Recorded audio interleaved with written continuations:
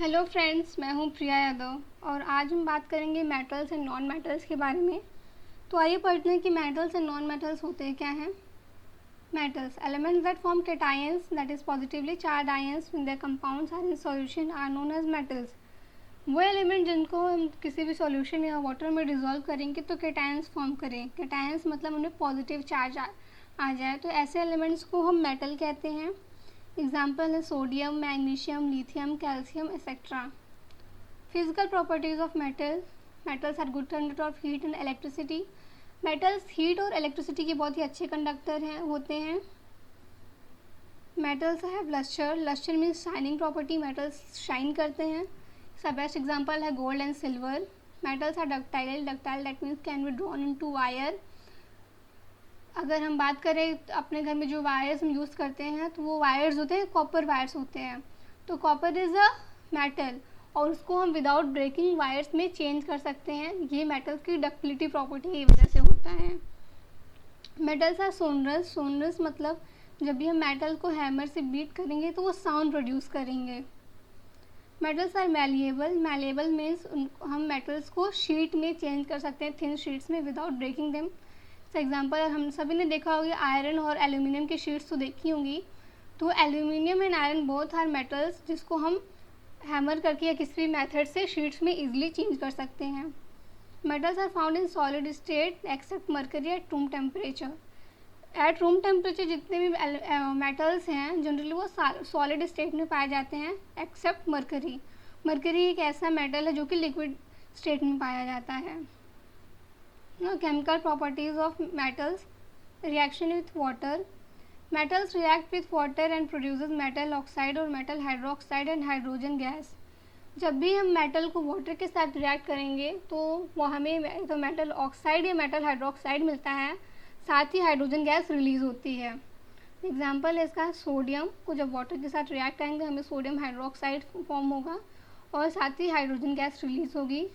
Another example, when magnesium reacts with water, it forms magnesium oxide and hydrogen gas is released.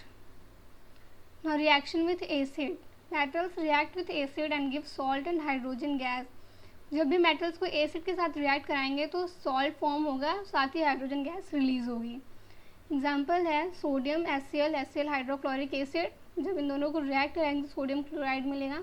Sodium chloride is a salt जिसे हम common salt भी कहते हैं, साथ ही hydrogen gas release होती है। Another example is zinc. Zinc when it reacts with H2SO4। H2SO4 is sulphuric acid, it form zinc sulphate. Zinc sulphate is a salt and साथ ही हाइड्रोजन गैस रिलीज होगी। Now reaction with air. Air यहाँ पे air means oxygen का relate हम कर रहे हैं। Metals react with oxygen to form metal oxides. These metal oxides are basic in nature. जब भी मेटल्स ऑक्सीजन के साथ रिएक्ट करेंगे तो मेटल ऑक्साइड्स फॉर्म होगा और ये metal oxide generally basic nature के होंगे। एग्जाम्पल है magnesium, it reacts with oxygen and magnesium oxide is form. Now non metals, those elements which easily form negative ions by accepting electrons are known as non metals. वो elements जो कि easily negative ions form करते हैं। Negative ions मतलब ऐसे elements जिनके ऊपर negative charge होगा बाय एक्सेप्टिंग इलेक्ट्रॉन्स, तो ऐसे एलिमेंट्स को हम नॉन मेटल्स कहते हैं। In the periodic table the non metals are kept almost in the right most.